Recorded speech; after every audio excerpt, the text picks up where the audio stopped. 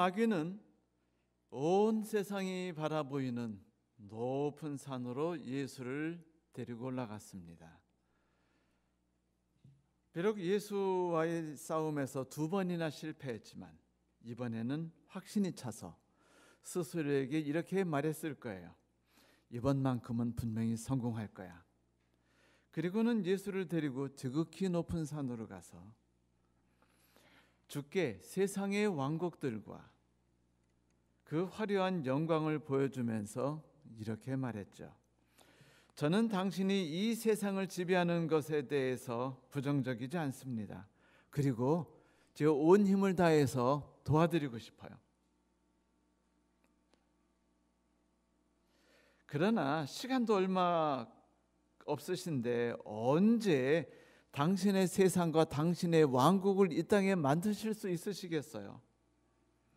또한 이 험난한 세상에서 당신의 왕국을 만든다는 것이 얼마나 힘든지 아시지 않습니까? 그러니 제가 제안 하나 드릴게요. 예수님, 왕국 제가 그냥 서비스로 드리겠습니다. 대신 저만 따라주세요. 그러면 제가 당신의 인생을 몽땅 책임져 드리겠습니다. 그 말을 듣자마자 예수께서는 지금과 달리 아주 강경한 태도를 가지고 사탄에게 말씀하셨습니다. 사탄아, 물러가라.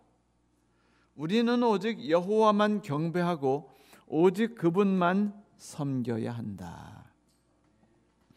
왜 우리의 왕 예수께서는 지극히 높은 산으로 데리고 올라간 사탄에게 물러가라라고 요청하셨을까요? 지극히 높은 산 그리고 영광은 이 세상에 태어난 사람들 모두가 꿈꾸는 세상이죠. 삶의 목적이고 우리 모두는 그 꿈을 내 것으로 만들기 위해서 하루하루를 힘써 달려가고 있습니다. 부자, 지도자, 높은 사람, 힘 있는 사람. 그런데 여러분, 신기하게도 우리의 위대하신 왕 예수 그리스도를 적대하고 십자가에 매달아서 죽이려고 했던 사람들이 한결같이 어떤 사람들인지 기억나십니까? 부자였습니다. 정치가였어요. 지도자였습니다. 교사였습니다. 그리고 제사장들이었어요. 얼마나 역설적인 이야기입니까? 높은 곳을 사모하는 분들이 계시다면 높은 곳에 오르세요. 하지만 지극히 조심해서 돌 하나라도 헛디져 가지고 굴러떨어지지 않게 조심하십시오. 그리고 또 조심하세요. 자칫해서 우리가 세상을 섬기게 되다가 예수를 적대시하고 그분을 또다시 십자가에 매달리려는 정신이 우리를 지배하지 않을까 염려하시게 되기를 바랍니다. 오늘도 마귀는 우리에게 저 지극히 높은 곳에 정신을 집어넣으려고 하고 있습니다. 여러분, 우리는 어찌할까요? 사단이 우리를 데리고 높은 산에 올라가면 기분은 좋죠. 세상 왕국과 그 영광을 내려다 보게 하면서 그 즐거움에 빠지도록 도와준다면 우리는 더욱 좋죠. 하지만 그때 조심하고 또 조심하십시오. 경계하고 또 경계하시기 바랍니다. 오늘 우리는 사탄이 우리에게 주려고 했던 예수께 시험하려고 했던 시험 중에 가장 무서우며 혹독했고 그리고 가장 유혹적인 시험, 높은 산 정상에 대하여 함께 이야기를 나누고자 합니다. 세상 사람들이 꿈꾸는 것이요, 빠르고 쉽게, 덜 고통스럽고 그리고 좀 더 많은 것을, 이걸 영어로 quicker, easier and less painful 이라고 말합니다. shortcut, 지름길이죠. 여기에 대해서 좀 이야기 좀 하려고 그래요. 사탄이 우리에게 주려는 첫 번째 정신은 바로 그것이었거든요. 자, 이제 사탄이 예수께 드리려고 했던 맛있어 보이는 사과, 그러나 그 독이 들어있는데 그 독이 어떤 형태의 독인지 한번 살펴보도록 할까요? 우선 사탄은 예수께 멋진 왕국을 보여드렸습니다. 그냥 가슴이 그냥 확 점여오는 그런 거 있죠. 다시 말하면 75인치짜리 울트라 HD TV, 거기서 흘러나온 음성이 쾅쾅 가슴을 두들기고 화면이 쫙 나를 빨려 들어가게 하는 그런 거, 행복하지 않으세요? 그 베스킨 라빈스 31에서 이번 새로 새로 만들어낸 그 체리벨인가요? 뭐 이런 거, 체리 블라썸 같은 막 아이스크림 한 잔 먹으면서 그 사랑하는 사람과 함께 그 에르메스 매장에 들어갈 때 기분이 여러분 쫙 느껴지지 않습니까? 지금 그걸 보여줬어요. 보여준 다음에 뭐라고 말하냐면 이 왕국을 터무니없이 싼 값에 드리겠다는 거예요. 여러분 딱 들으면 뭐 생각나세요? 원조 기획부동산 생각나지 않으세요? 싸게 주겠다는 겁니다. 한마디로 사단은 예수께 책을 한 권 권해드렸어요. 당신도 3년 안에 300채 집을 가질 수 있다.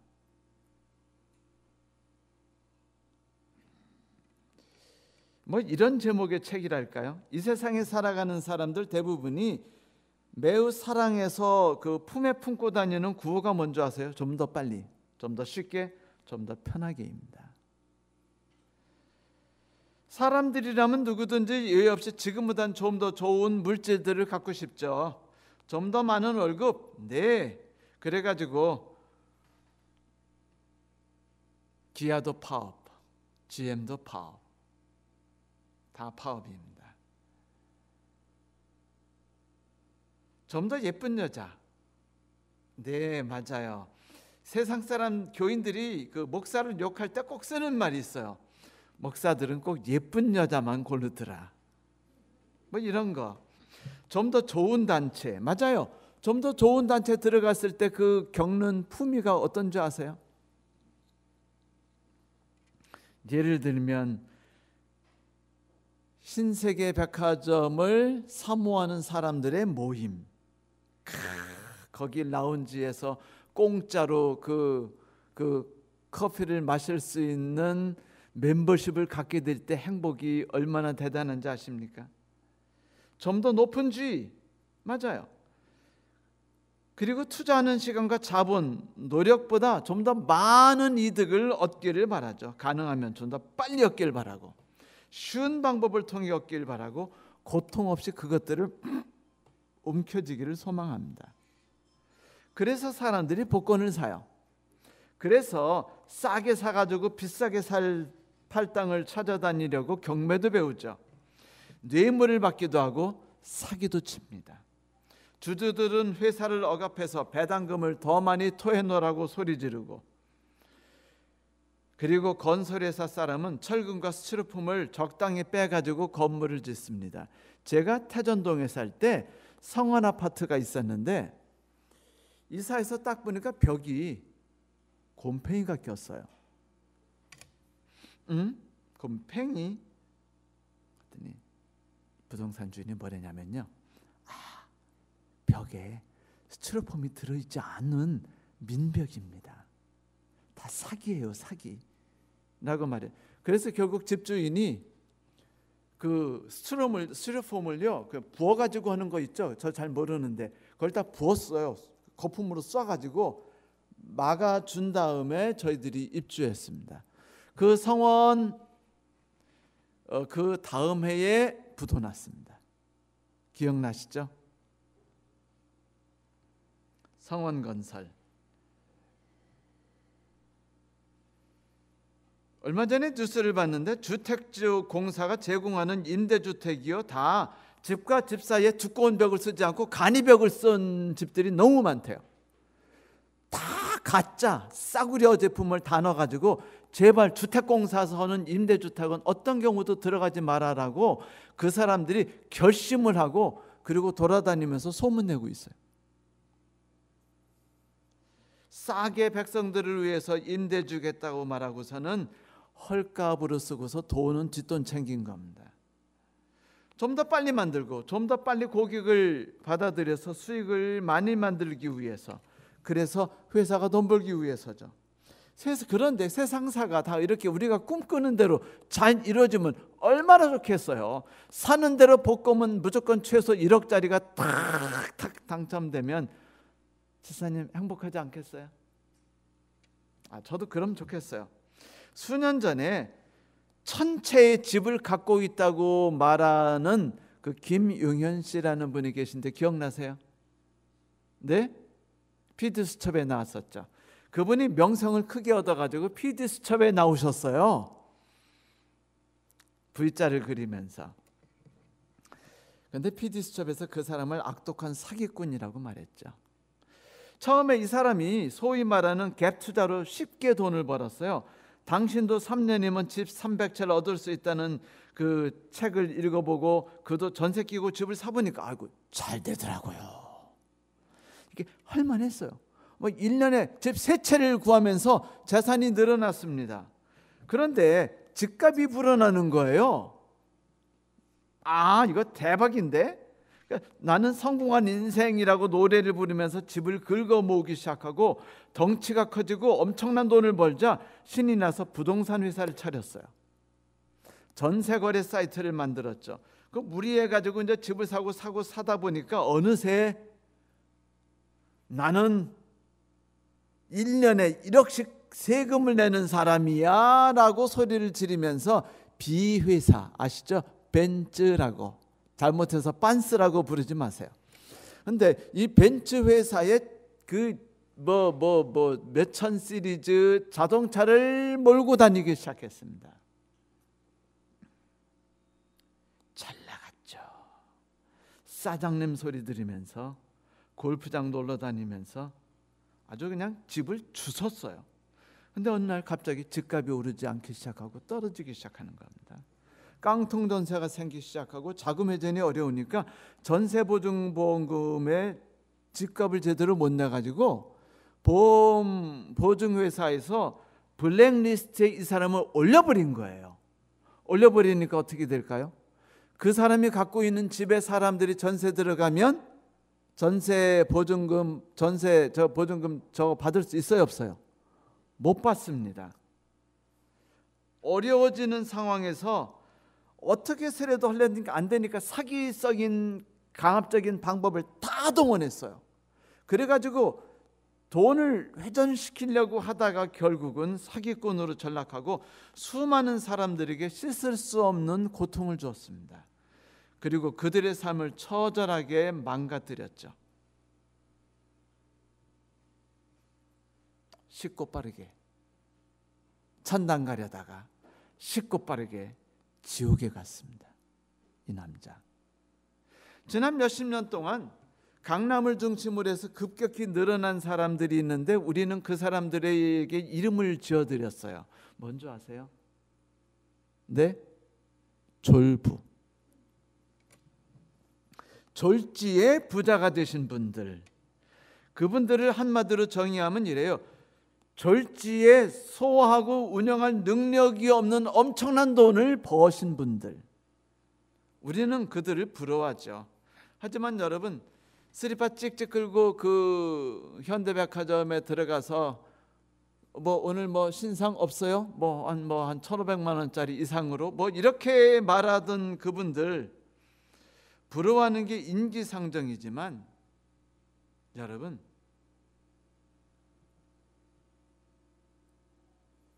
졸부는요, 돈은 가졌는데 그것을 소화할 능력이 없는 사람들을 부르는 말입니다. 뭐라고요? 너무 빨리 돈을 벌어서 무할 수 없는 능력이 없다고요? 소화할 수 있는 능력이 없는 사람들. 여러분 기억하십시오. 내가 일구어낸 땅, 눈물과 실패로서 획득한 농사기술을 통해서 얻은 1억과 갭 투자나 뇌물 사기, 로또를 통해서 얻은 1억은요, 질적으로 서로 간에 너무 큰 차이를 가지고 있어요. 마치 사단이 꿈꾸는 세상과 예수께서 꿈꾸는 세상이 너무도 큰 차이를 갖고 있는 것과 같이 그렇게 큰 차이를 가지고 있어요. 그리고 누가 말하기를 고생 없이 쉽게 얻은 재물은 그것을 소화할 능력을 갖추지 못할 때 그 사람에게 저주가 된다라고 말했습니다. 어느 복권 당첨자가 미국에서 그 글을 신문에 기고했어요. 이분이 1,000억을 땄습니다. 로또로. 갑작스럽게 얻은 하늘에서 부어준 축복, 그것은 제게는 저주였습니다. 제가 받은 엄청난 돈은 결국 나의 가족과 나의 친구들을 모두 나에게서 원수로 바꿔버렸죠. 그리고 갑작스럽게 얻은 재물은 나를 평범하고 소소한 현실 속에서 인생을 즐기는 법을 잃어버린 바보로 만들었습니다. 슬프지만 그는 자신이 저주를 받았다는 걸 인정한 X졸부였어요. 예수께서 이렇게 서둘러 높은 산에 올라가서 정상에 서려는 정신을 가진 것이 우리 인간에게 얼마나 큰 해악을 가져다 주는지를 잘 아셨어요. 그래서 그렇게 드리겠다고 말하자 높은 산에 올라가서 이 모든 거 한 방에 드릴게요 라고 말했을 때 뭐라고 말씀하셨어요? 지금과 같이 성경이 이르기라고 말하지 않고 사단아 물러가라 라고 말씀하셨던 것입니다. 왜냐고요? 그런 삶은 비단 나만의 삶만 무너뜨리고 파괴하는 게 아니라 내 주변에 있는 모든 사람에게 불행과 죄악의 늪을 선물해 주기 때문입니다. 발람이 그런 사람이었죠. 그는 명예와 부에 대한 관심이 너무 컸어요. 그것이 그를 악의 구렁텅이로 몰아들여서 그 자신만 파괴한 게 아니라 모압을 망하게 만들었고 이스라엘 사람들을 완전히 죄악 속에서 타락시켜서 슬프게도 같은 민족이 같은 사람을 칼로 혹은 창으로 울면서 찔러 죽이는 일을 일으키게 만든 사람이었습니다. 쉽게 말해서 그는요, 이스라엘 백성을 빨리 타락시켜서 돈 버는 법을 강구했죠. 개발해냈어요. 그가 개발한 사기 방법은 뭐냐면 사창가를 운영하는 포주의 기술 방법이었습니다. 책으로 내면 잘 팔릴 것 같아요. 그런데 그로 인해서 얼마나 많은 사람들의 마음에 씻을 수 없는 큰 상처가 입혀졌는지 모릅니다. 성경 여호수아 13장 22절에 보면 이스라엘 사람들이 전투에서 적들을 죽일 때 부올의 아들로서 점을 치던 발람도 칼로 쳐서 죽였다라고 말합니다. 성경에서 어떤 나라를 정복했다고 말할 때 추가로 한 사람을 칼로 쳐 죽였다라고 따로 말한 역사가 없어요. 그런데 유일하게 부올의 아들 발람에 대해서는 뭐라고 말해요? 부올의 아들 발람도 라고 말했습니다. 그래서 제가 궁금해서 성경을 찾아보니까 성경에서 발람에 대해서 저주하는 글은요 가장 많았어요. 성경에서 베드로서 옛적의 발람은 재물의 유혹을 받고 바른 길을 떠나 악한 길로 들어선 자로서 그는 그처럼 불의의 삭을 받았다, 사랑했다라고 말했어요. 예수께서는 버가모 교인들에게 말씀하시기를 너희 가운데 발람의 가르침을 받는 자들이 있다. 옛적 거짓 전쟁이었던 발람은 모압 왕 발락을 시켜 이스라엘 백성들 앞에 덫을 놓아 이방 우상의 제물을 먹게 했고, 또 우상 숭배의 의식을 따라 아주 음란한 행위를 하게 한 자이다라고 말하므로 발람의 삶이 자기만이 아니라 주변의 사람들에게 얼마나 큰 고통을 주게 하는지를 말씀하셨습니다. 그러니 어찌 예수께서 사단의 그런 제안을 받은 뒤에 분노하셔서 사단아 물러가라라고 말하지 않을 수 있었겠습니까? 사랑하는 성도 여러분, 예수께서는 눈물과 희생과 인내심과 고통으로 만들어 나가는 세상을 꿈꾸셨어요. 하지만 사단은 예수께서 그런 세상을 만드는 것을 보고 싶지 않았습니다. 왜냐고요? 예수께서 만드시는 세상이 커가면 커갈수록 사단이 꿈꾸고 만들어가는 세상이 점점 죽어가기 때문이죠. 그래서 그는 예수께 천국을 거저 드리겠다고 말했습니다. 혹시 오늘 누가 싼 값에 드리겠습니다, 오늘 아니면 그런 기회가 절대로 없어요. 지금 몇 사람이 와서 너무 싸다고 계약하자고 말하는지 몰라요라는 얘기 딱 들으면은요, 여러분, 사단아 물러가라고 말씀하세요, 그 부동산 업자에게. 그리고 얼른 도망쳐 나오시면 사기 안 당하고 복 받으신 날로서 나중에 일기장에 글을 쓰시게 되는 날이 될 겁니다.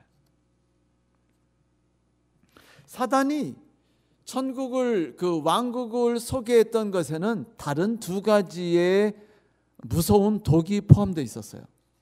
두 번째는 뭘까요? 바로 이것이었습니다. 신목사님, 제가 신목사님에게 축복을 드리고 싶어요. 목사님 다니시는 북수원교회 부자들하고 변호사들하고 의사들을 줄줄이 들여보내드리겠습니다. 괜찮죠? 만일 하나님께서 우리 기도를 들어주셔가지고 막 그냥 한 해에 20명씩 막 친례받고 막 교회 들어오고, 들으는 분들마다 막 의사, 박사, 교수로 그냥 막 쏠려 들어오면 여러분 어떨 것 같습니까? 축복일까요? 아니면 저주일까요? 축복? 저주? 처음 한두 달은 모든 성도들이 다 하나님께 감사와 찬송을 드리고 막 감사금이 쏟아져 나올 거예요. 그리고 세 달째부터는요, 저주가 찾아오기 시작합니다. 왜냐하면 우리들은 그들을 소화할 수 없고 그들은 우리와 함께 지낼 수 없는 서로 다른 사람들의 리그가 여기서 있기 때문이죠. 그리고 노력하지 않고 얻은 것은요, 먹은 것은 체하게 만듭니다. 사람을. 이 밥을 먹으면은요, 36시간부터 72시간 동안 소화기관을 거쳐 비로소 내 것으로 만든대요. 근데 재밌게도 밥 먹고서 적당한 방법들을 취하지 않으면 소화가 안 된답니다. 첫째, 3시간 동안 벌러덩 눕지 말아요.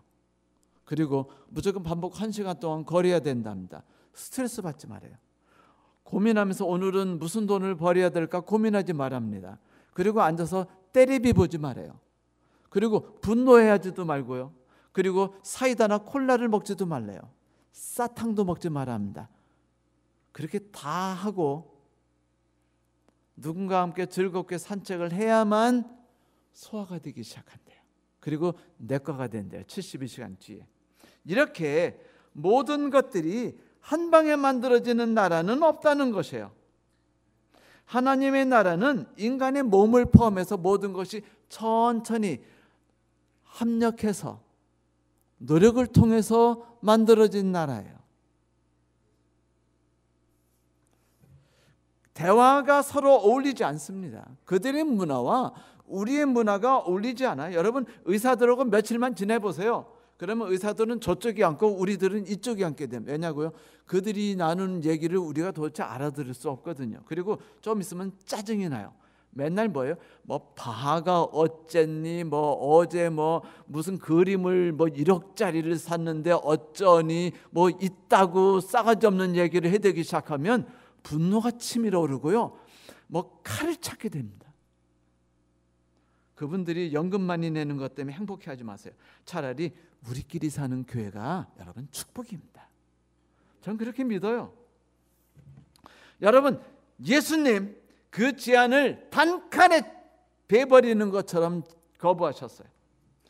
예수께서 세우실 왕국은요, 희망이 전혀 보이지 않을 것 같은 매일 새벽부터 밤까지 밭갈듯 경작해서 만드시는 왕국이에요.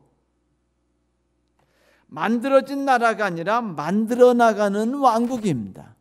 내 노력으로, 내 눈물로, 내 고통으로, 내 밤새 울며 하는 기도로 내가 찾아다니면서 그의 필요를 채워주면서 애쓴 그것으로 만들어진 교회라는 것이에요. 그 천국입니다. 그렇게 하지 않은 채 자꾸 외부에서 막 올해는 막 15명이 들어왔네, 막 어떤 교우님 때문에 30명이 침례받았네 하면 저주가 우리 교회 시작됐다고 믿고 간절히 기도하십시오. 이런 교회가 우리에게 찾아오지 않기를. 기억나지 않습니까? 우리 교회 역사를 우르르 두르고서 우리 교회가 고통 속에 있다가 우르르 나가지 않았나요? 바로 그런 삶입니다. 어릴 적 저는 정말로 제 외모에 자신이 없었어요. 언젠가 말씀드렸죠. 제 목소리는 찢어지는 소리였죠. 사방으로 흩어지는 곱슬머리였죠. 귓볼이 없어요. 칼로 자른 것처럼 야트막하게 그냥 자연스럽게 뭉툭하게 코뼈 없어 보이는 코, 그리고 입술은 왜 이렇게 두텁게 튀어나왔대요? 마지막으로 체격까지 볼 일이 없는 거예요. 제가 말씀드렸죠. 빨래집게로 코를 세우려고 했던 적이 얼마나 많았는지 모른다고. 입을 세게 누르려고 이 턱 관절을 밀어 넣으려고 했던 적도 많아요. 하지만 40년이 지나니까요, 고통의 세월이 40년이 지나서 지금 저의 모습에 아무 부끄러움이 없게 됐어요. 못생긴 것도 나름대로 지적으로 보인다고 말하더라고요. 가냘프다고 말하지 않고 오태가 잘난다고 말씀하시더라고요. 그리고 김창한 목소리를 닮았대요. 세상에나. 전 지금 김수현이 부럽지 않아요. 왜냐하면 아내하고 결혼해가지고 수십 년 동안 사모님께서 눈물로 만들어주신 제 모습이 제게 너무 매력적이기 때문입니다. 그리고 전 만들어진 결과도 마음에 들지만 수십 년이란 지난 세월 한순간 한순간이 너무 마음에 들어요. 누군가와 내가 함께 만들었던 순간, 사실은 누군가와 함께 만든 게 아니고 누군가가 만들고 저는 그냥 따라다녔을 뿐이죠. 옷 몇 개를 사와서 입혀보면서 막 이리저리 막 저를 돌려보면서 고민하던 그 모습, 미장원 가서 제 머리를 막 이리도 깎도록 하고 저리도 깎도록 요청하면서 고민하던 그 모습들, 순간들, 나 자신에 대해서 자신감을 갖게 하고 나 자신만의 모습을 갖도록 이끌었던 열정적인 그 얼굴. 물론 제가 누군가의 나를 위한 삶에 대해 적극적으로 동조했으리라고 생각하지는 마세요. 저 적극적으로 거부하고 싸웠는데 참 살다 보니까 지난 순간이 천국이 됐습니다. 이제 왜 내가 나에 대해서 자신 있는지 이해하게 됐어요. 그것은 나의 모습이 수십 년 동안 만들어진 모습이었기 때문이에요. 사랑과 애정으로, 그리고 눈물과 고통과 수고와 노력으로 만들어진 삶이기 때문이죠. 그래서 그 모든 순간이 천국이 된 거예요. 수십 년간의 순간순간의 수고와 이해와 협력이 더해져서 만들어진 천국의 결합체이죠. 이래서 저는 하나님께서 만들어 가실 천국이라는 것이 어떤 것인지 와닿아요. 여러분, 성경에 이런 말 있죠? 수고하고 무거운 짐진 자들아 다 내게로 오라. 내 멍에는 가볍고. 네, 맞아요. 우리는 멍에를 맵니다. 하지만 예수 그리스도와 함께 멍에를 매요. 그리고 그분이 멍에를 다 메고 우리는 그 옆에서 쫄쫄쫄쫄 쫓아다니면서, 두 마리가 함께 매는 멍에니까 쫄쫄쫄쫄 쫓아다니면서 그냥 편하게 다니다 보니까 내가 밭을 다 가른 거예요. 내가 올해 농사를 그냥 완벽하게 만든 겁니다. 우와, 내가 한 일을 보라. 실은 함께 멍에를 맨 예수께서 만들어주신 천국이라는 걸 우리는 알게 됐죠. 그렇지 않습니까? 여러분, 다시 한번 기억하세요.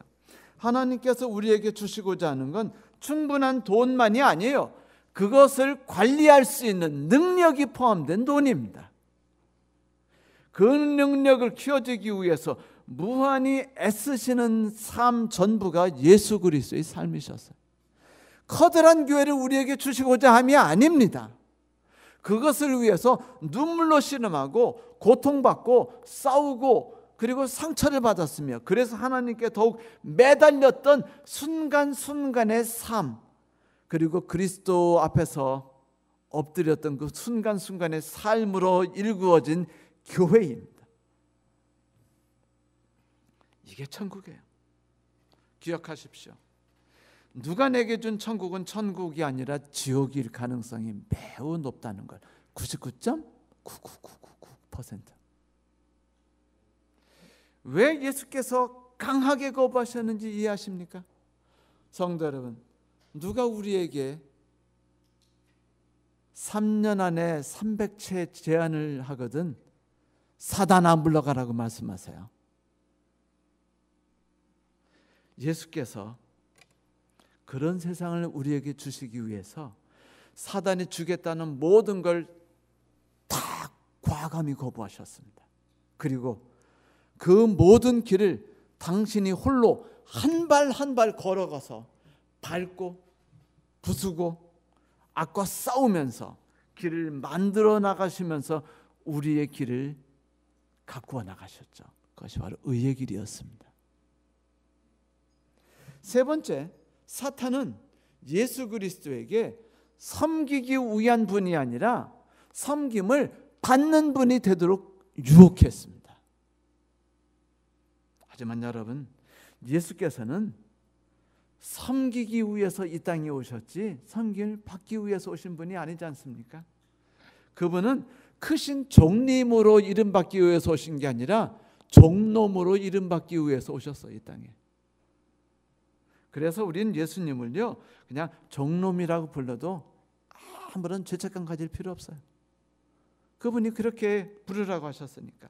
마귀가 이 모든 걸 다 내게 주리라라고 말씀하신 그 말에는요 거꾸로 뒤집힌 섬김의 정신이 숨겨져 있어요. 그가 한 말을 쉽게 설명하면 이거죠. 예수여, 당신의 왕국을 만들어서 세상을 지배하세요. 제가 힘을 드릴 테니 말을 잘 듣지 않는 녀석은 꽉 짓누르세요. 가난하고 빈천한 자들을 비우는 이들에게 당하지 않으셔야 하지 않습니까? 돈을 많이 드릴 테니까 자신 있게 하신 일 다 하세요. 무슨 도움이든 필요한 건 제가 왕창 드리겠습니다. 제 대신 저만 의지하고 제가 이끄는 삶의 방법과 지혜를 좀 배우시고 그것만 따라오십시오. 사단은 예수께서 이 세상에 있는 걸 마음껏 지배하고 유도하라고 말씀하셨어요. 대신 한 가지만 따르라는 겁니다. 세상의 법. 다시 말해서 섬김을 받지 않고 섬기지 않고 섬김을 받으라는 정신을 배우고 그대로 살아가라고 유혹한 것이었죠. 그건 세상의 법입니다. 위로 향하려는 욕심의 법이에요. 그것을 위해 남을 이용하고 속이고 빼앗고 불의와 적당히 타협하는 그것입니다. 내게 경배하라. 또한 그것은 하나님을 두려워 섬기보다는 세상의 상식과 세상의 부와 세상의 권력을 두려워하고 섬기라는 말이지 않습니까? 사실 이 세상에 사는 대부분의 사람은 사단이 이끄는 대로 그렇게 사단을 섬기다가 세상을 지배하는 자의 가련한 종이 되어서 비참하게 살게 되었죠. 성경 히브리서 2장 15절에 그 삶을 이렇게 말했어요. 또 죽기를 무서워함으로 일생에 매여 종노릇하는 모든 자들이라고요. 사단을 무서워하고 경배하는 것, 그래서 일생에 매여 종노릇하는 것. 여러분, 사단은 예수 그리스도 역시 그 삶에 빠지기를 간절히 소망했던 것이었습니다.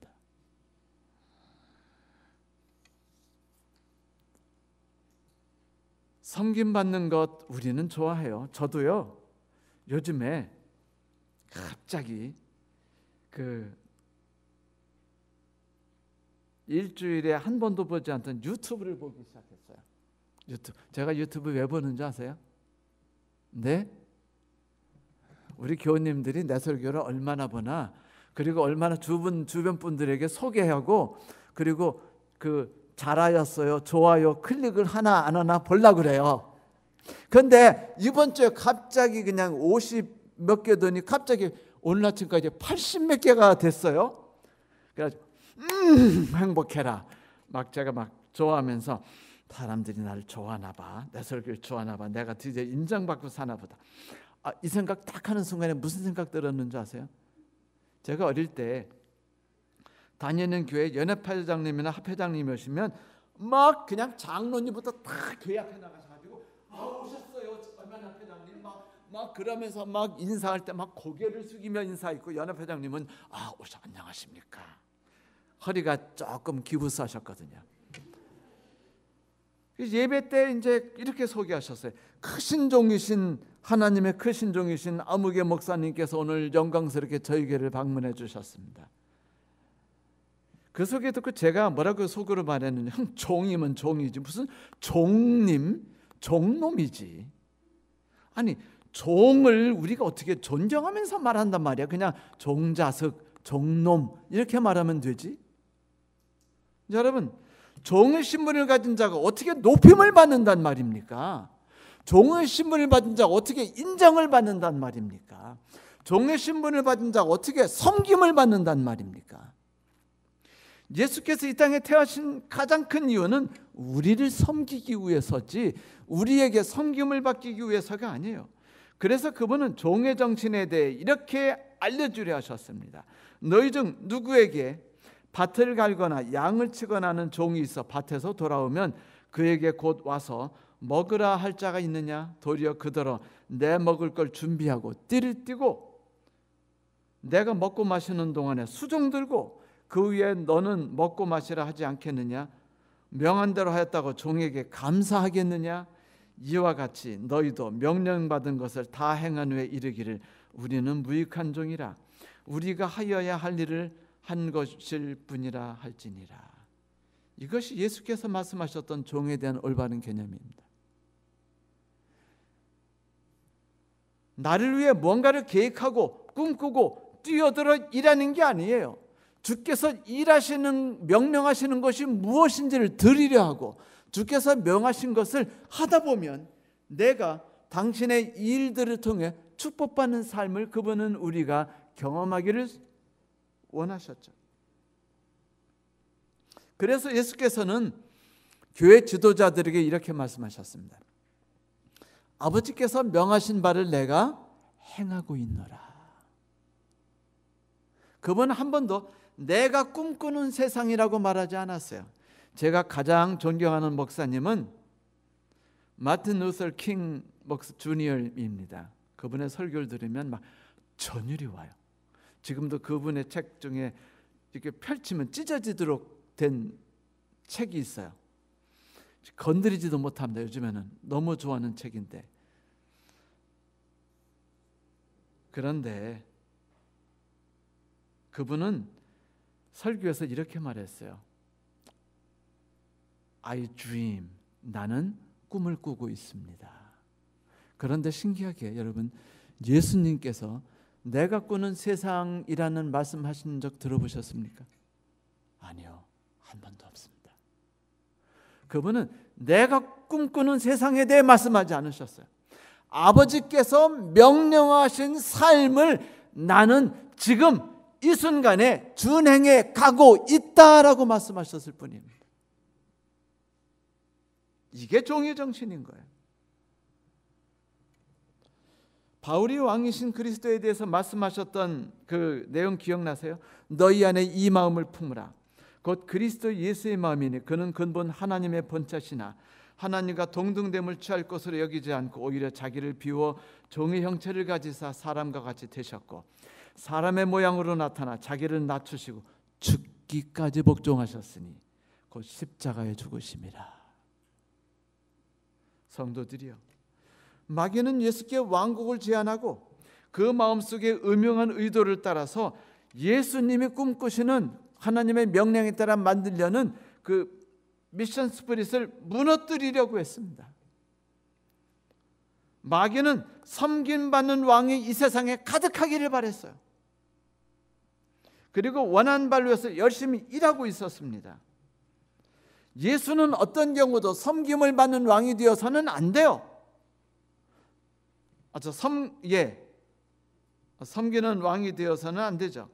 그런데 어쩝니까? 예수는 사단의 강력한 발행과는 반대로 봉사하는 왕이 되고 이 땅에 오셨습니다.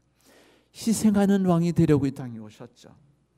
바로 언제든지 수건 허리띠에 두르고 제자들의 더러운 발을 닦아주실 수 있는 그런 왕이 가득한 천국을 그분은 만들려고 뛰어다니셨습니다.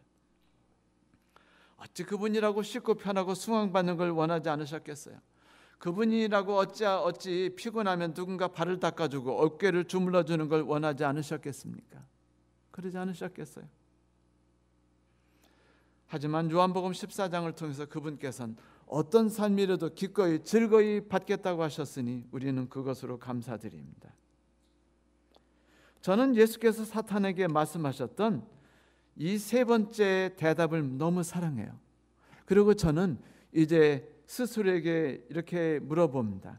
왜 예수께서는 그 세 번째 시험을 받았을 때 마귀에게 사단아 물러가라 라고 강하게 대답하셨을까?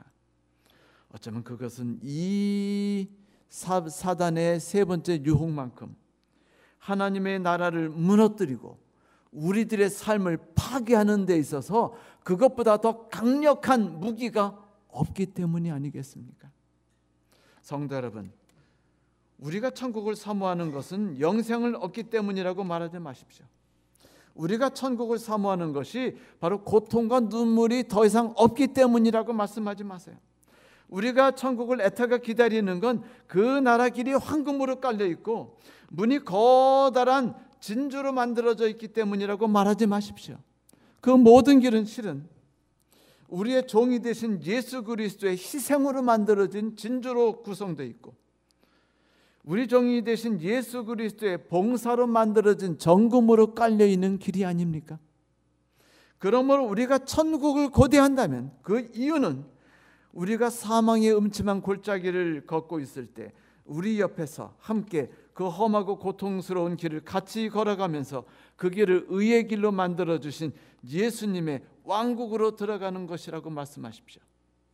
우리를 향하신 예수의 무한하신 사랑과 봉사와 희생이 지금 이 순간에 우리를 위해서 봉사하고 있는 순간 그 순간이 천국이 아니겠습니까? 진주는 수많은 여타 광물질 보석과 달라서 유기질 보석이라는 거 아시죠? 생명체가 만들어냅니다. 그 말은 눈물과 끝없는 노고와 인내가 없이 진주가 결코 쉽게 만들어지지 않는다는 것이죠. 모조개의 이물질이 몸에 두르면 조개는 그 불쾌한 이물질을 미끈거리고 투명한 진주핵으로 이렇게 감싸기 시작합니다. 그런데 이게 0.5mm 두께로 이렇게 감싸는데요. 무려 2년 내지 5년 동안 몇 겹 정도 감싸는 줄 아세요? 5,000겹. 잠도 자지 않고 끝없이 감싸는 거예요. 불쾌한 것을 감쌉니다. 그래서 가장 고귀한 보석이 만들어지죠. 그 진주가 무려 하나의 문으로 만들어져 있어요. 성도 여러분, 내가 천국으로 들어가는 문을 만드시기 위해서 예수께서 당신의 모든 삶을 한순간도 예외 없이 당신의 삶으로 나를 감싸 안은 다음에 당신의 사랑으로 감싸시고 또 감싸시고 5,000번, 6,000번, 10,000번이라도 싸셔서 내가 하나님 앞에서 위대한 진주가 되었다는 말입니다. 진주는 바로 나이거든요. 미국의 헨리 나우엔이라는 박사가 1977년에 하버드에서 교수로 일하다가 어느 날 갑자기 교수직을 사임하고는 매사추세츠에 있는 자그마한 지적장애자 수용소인 데이브레이크 학원에서 직원으로 자청해 가서 봉사했어요. 거기 가서 정신박약아에게 용번 버는 법을 가르치고 식사와 세수를 도와주고 옷을 갈아입혔습니다. 그는 어려서부터 공부를 잘해가지고요, 천재라는 소리를 들었고 하버드 대학 교수가 됐는데 20권이나 책을 썼대요.